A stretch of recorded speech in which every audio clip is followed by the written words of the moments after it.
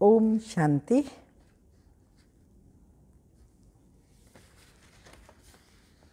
दो 1/2025 के साकार अनमोल धारणा युक्त ईश्वरीय महावाक्य हैं। मीठे बच्चे, बाप का पार्ट एक्यूरेट है। वह अपनी समय पर आते हैं, जरा भी फर्क नहीं पड़ सकता। उनके आने का यादगार शिवरात्रि खूब धूमधाम से मनाओ। क्वेश्चन, किन बच्चों के विकर्म पूरे विनाश नहीं हो पाते? आंसर है, जिनका योग ठीक नहीं है, क्योंकि योग से ही तो विकर्म विनाश होते हैं। तो जिनका योग ठीक नहीं, बाप की याद नहीं रहती, तो विकर्म विनाश नहीं हो पाते। योग युक्त न होने से इतनी सद्गति नहीं होती, पाप रह जाते हैं, फिर पद भी कम हो जाता है। योग नहीं तो नाम रूप में फंसे रहते हैं, उनकी ही बातें याद आती रहती हैं, वह देही अभिमानी रह नहीं सकते। गीत के बोल हैं, ये कौन आज आया सवेरे सवेरे। ओम शांति। सवेरा कितने बजे होता है? बाबा सवेरे कितने बजे आते हैं?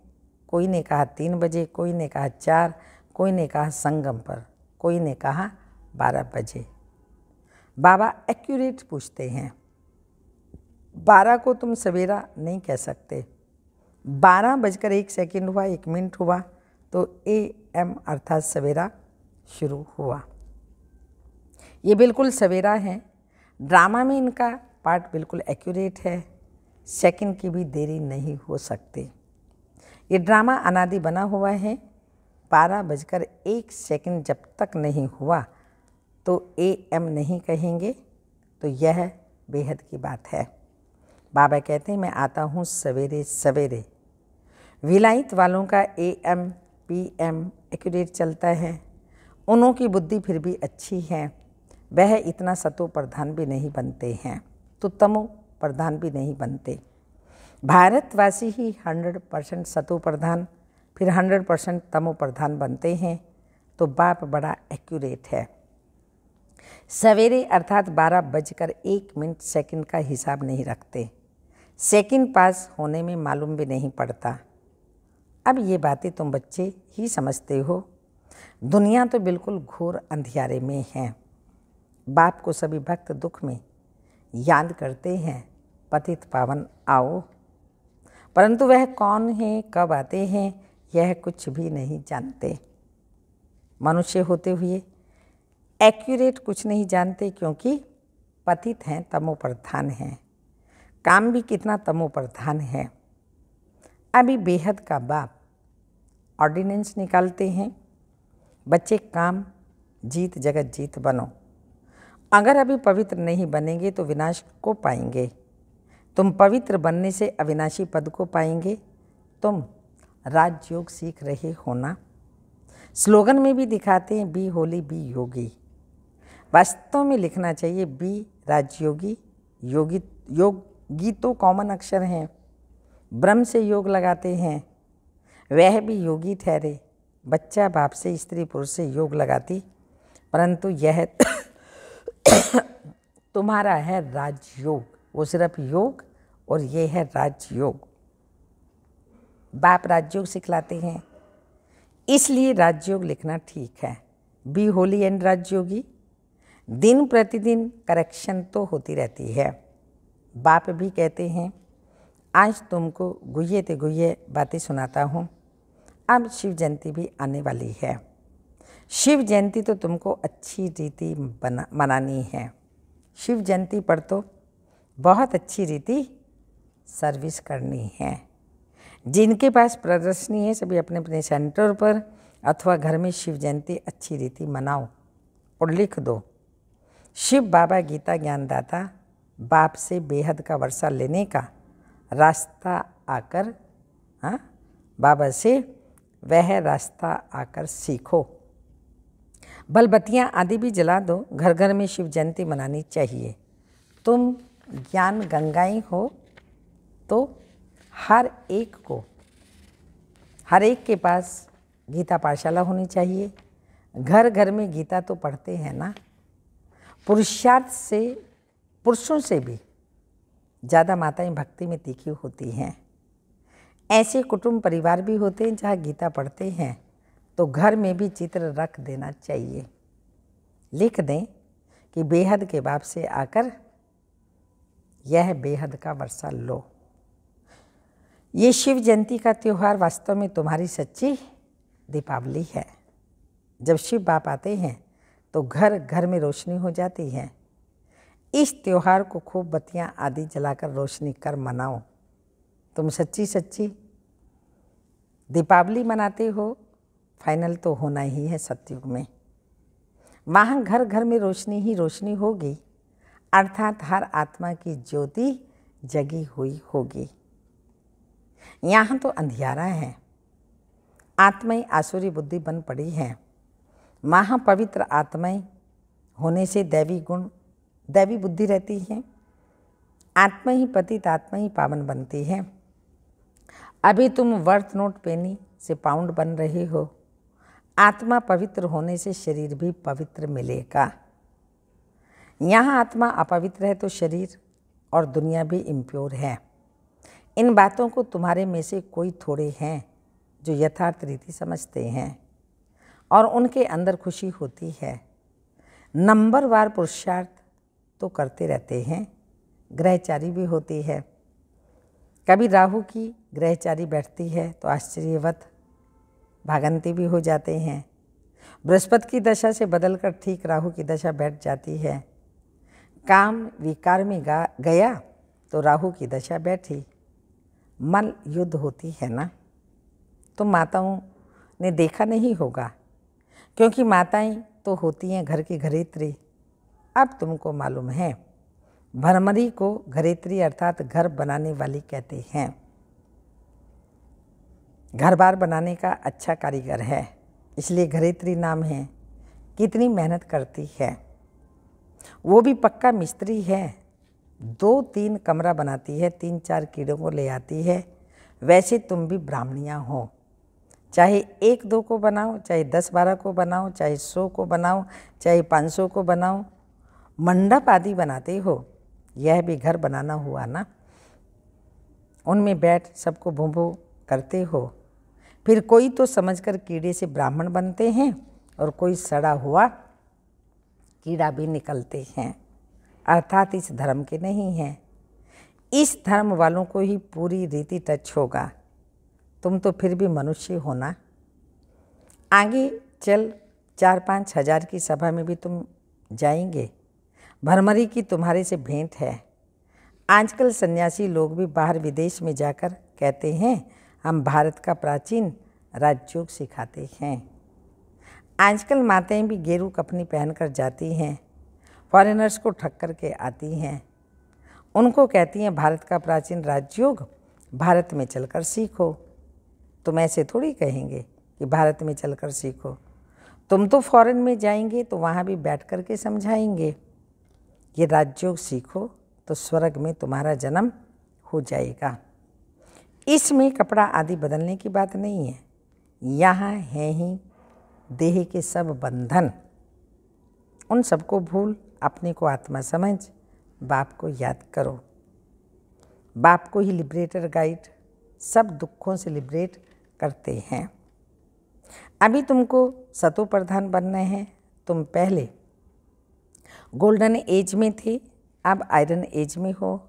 सारी वर्ल्ड सभी धर्म वाले आयरन एज में हैं। कोई भी धर्म वाला मिले उनको कहना बाप कहते हैं अपने को आत्मा समझ मुझे याद करो, तो तुम पावन बन जाएंगे। फिर मैं साथ ले जाऊंगा। बस इतना ही बोलो, जास्ती नहीं। ये बहुत सहज है। तुम्हारे शास्त्रों में भी है कि घर घर में संदेश दिया। कोई एक रह गया तो उसने उलाना दिया, मुझे कोई ने बताया ही नहीं। बाप आए तो पूरा ढिंडोरा पीटना चाहिए। एक दिन जरूर सबको पता पड़ेगा। हाँ, क्या पता पड़ेगा कि बाप आए हैं। शांति धाम सुख धाम का बरसात देने। बरोबर, जब ब्रिटिज्म था तो और कोई धर्म नहीं था, सभी शांति धाम में ही थे। ऐसे ऐसे ख्यालात चलने चाहिए, स्लोगन बनाने चाहिए। बाप कहते हैं देही सहित सब संबंधों को छोड़ो, अपने को आत्मा समझ मुझ बाप को याद करो, तो आत्मा पवित्र बन जाएगी। अभी आत्माएं अपवित्र हैं, अभी तुमको पवित्र बनाए बाप गाइड बन वापिस ले जाएंगे। सब अपने अपने सेक्शन में चले जाएंगे, फिर डीटी धर्म वाले नंबर बार आएंगे। कितना सहज है। यह तो बुद्धि में धारणा होनी चाहिए। जो सर्विस करते वह छिपे नहीं रह सकते हैं, डिस सर्विस करने वाले भी छिप नहीं सकते। सर्विसेबल को तो बुलाते हैं, जो कुछ भी ज्ञान नहीं सुना सकते उनको थोड़ी बुलाएंगे, वह तो और ही नाम बदनाम कर देंगे। कहेंगे बीके ऐसे होते हैं क्या, पूरा रिस्पॉन्ड भी नहीं करते, तो नाम बदनाम हुआ ना। शिव बाबा का नाम बदनाम करने वाले ऊंच पद पा न सके। जैसे यहाँ भी कोई तो करोड़पति पद्मपति भी हैं, कोई तो देखो भूख मर रहे हैं, ऐसे बेगर्स भी आकर प्रिंस बनेंगे। अभी तुम बच्चे जानते हो, वही श्री कृष्ण जो स्वर्ग का प्रिंस था वह फिर बैगर बनते हैं, फिर बैगर टू प्रिंस बनेंगे। ये बैगर थे ना, थोड़ा बहुत कमाया, वह भी तुम बच्चों के लिए, नहीं तो तुम्हारी संभाल कैसे हो। यह सब बातें शास्त्रों में थोड़ी हैं, शिव बाबा ही आकर के बतलाते हैं। बरोबर यह गांव का छोरा था, नाम कोई श्री कृष्ण नहीं था, ये आत्मा की बात है, इसलिए मनुष्य मूंझे हुए हैं। तो बाबा ने समझाया शिव जयंती पर हर एक घर घर में चित्रों पर सर्विस करो, लिख दें कि बेहद के बाप से 21 जन्मों के लिए स्वर्ग की बादशाही सेकंड में कैसे मिलती है, सो आकर समझो। जैसे दिवाली पर मनुष्य बहुत दुकान निकाल बैठते हैं, तुमको फिर अविनाशी ज्ञान रत्नों का दुकान निकाल बैठना है। तुम्हारा कितना अच्छा सजाया हुआ दुकान होगा, जितना अच्छा सजाया हुआ दुकान होगा उतना दिवाली भी करते हैं। तुम फिर शिव जयंती करो। जो शिव बाबा सबके दीप जगाते हैं, तुमको विश्व का मालिक बनाते हैं, वह तो लक्ष्मी से विनाशी धन मांगते हैं और वहाँ जगदम्बा से तुमको विश्व की बादशाही मिलती है। यह राज बाप समझाते हैं। बाबा कोई शास्त्र थोड़ी उठाते हैं, बाबा कहते हैं मैं तो नॉलेजफुल है ना, बाकी ऐसे नहीं, एक एक के अंदर को बैठ जानता हूँ। हाँ, कोई समय पता पड़ जाता है ये पतित है, शक पड़ता है, उनकी शक्ल ही मायूस हो जाती है, तो ऊपर से बाबा भी कहला भेजता है, इनसे पूछो। ये भी ड्रामा में नूंद है, जो कोई कोई के लिए बताते हैं, बाकी ऐसे नहीं सबके लिए बैठ बताएंगे। ऐसे तो ढेर हैं, काला मुँह करते हैं, जो करेंगे सो अपना ही नुकसान करेंगे। सच बतलाने से कुछ फ़ायदा नहीं होगा, सच बतलाने से कुछ फ़ायदा नहीं होगा, नहीं बताने से और ही नुकसान करेंगे। समझना चाहिए बाबा हमको गोरा बनाने आए हैं, गोरा बनाने आई हैं।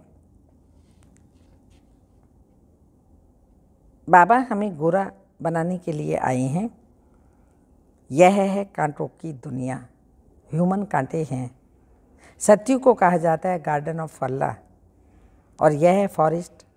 इसलिए बाप कहते हैं जब जब धर्म की ग्लानि होती है तब मैं आता हूँ।